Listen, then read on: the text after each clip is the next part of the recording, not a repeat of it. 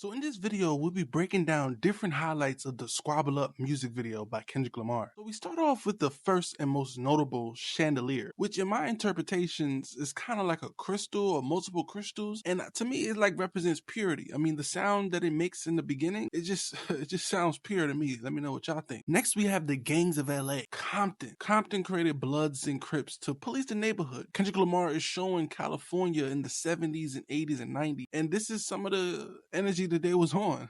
The other noticeable symbolisms we have is the Black American flag, or some people might think it's the Riddler, aka Ebony's Prince profile pic, alluding to a possible double entendre of basically unity. I mean, we have to stick together. My favorite symbolism in this video is the how to be more like Kendrick for dummies, which represents or speaks on the fact that he's real and authentic, unlike his opposition, who seems to cosplay and live in pure sin. He's kind of always talked about his lowest moments and how he's battled against it. And that's basically, the book is basically gonna tell you, you know what I'm saying? Because if you heard about Mr. Morale, and a lot of people how they interpret it like Drake, thinking that, you know, Mother I Saber was about him getting abused by his mother, it's just obviously tone deaf. So behind him are also two balloons for boys and girls. So we're still trying to figure out what the belt actually means, but everything he does is calculated, so we'll end up finding out what it means down the road. Now, the fighting scene between the two men is deep because it shows a lot of people's situations that are kind of like setups, you know, especially at that time. It was very prevalent in that era.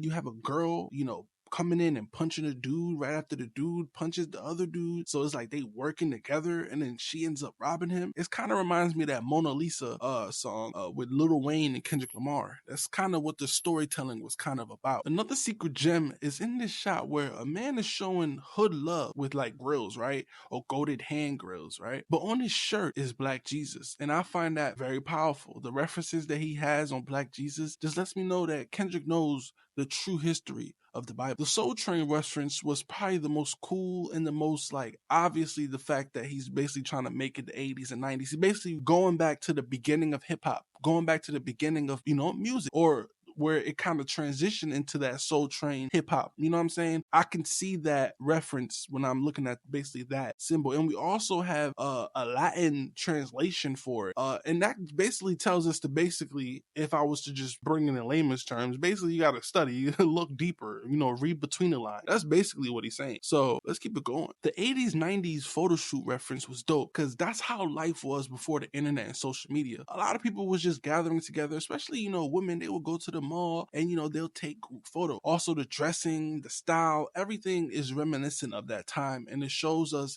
in a different aesthetic. You know what I'm saying? It's pretty cool. Another cool reference is also the Don't Be a Menace to Society. You know, the little kid was riding a little tricycle. You know what I'm saying? That's pretty cool. The references made about Jesus are powerful because there's a popular misconception and misrepresentation of Jesus who's historically proven to be Black. And for Kendrick, he sees himself in the image of the Lord. There's nothing wrong with that. There's also references to the Mexican hoods and parties in California. They're a dominant stamp in Cali culture, and I love the fact that Kendrick included them, but also notice how he got them dancing in their own section. A lot of stuff was obviously, or it still is, segregated, but ain't nothing wrong with that. Everybody stay in y'all cliques. Everybody stay in y'all hood. We take care of each other, take care of our people. We just don't gotta bother each other and kill each other. You know what I'm saying? One of the most powerful sentiments was the Nate Dogg CD. One of hip hop's best, if not the best voice of all time to ever touch a mic, showing himself lighting candles for the ancestors like Nipsey Hussle and others. Kendrick is showing gratitude to that era, and that's real. But he's also showing the reincarnation of hip hop by bringing it back to the old school and giving the pioneers their respect and their love. I personally like the stretched and bowed down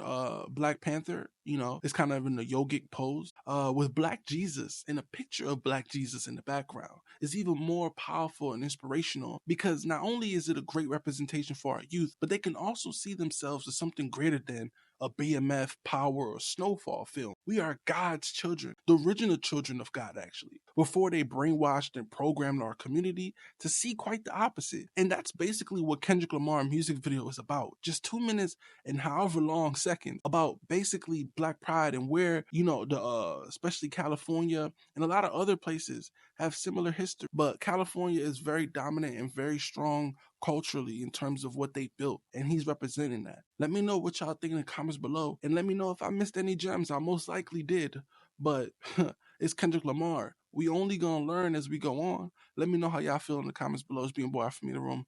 Peace.